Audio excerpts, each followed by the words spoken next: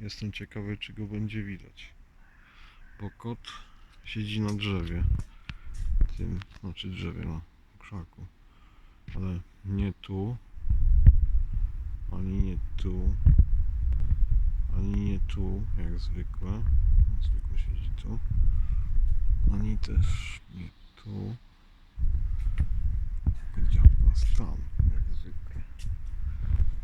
Nie wiem, czy go będzie widać. O, tam kawałek rudego.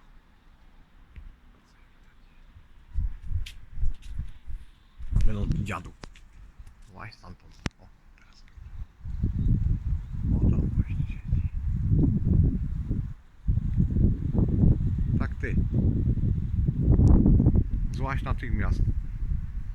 Co robisz na czubku drzewa?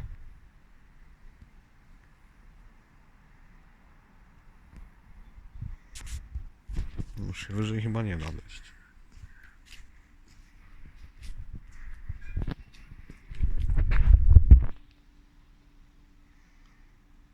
No, siedzi tam.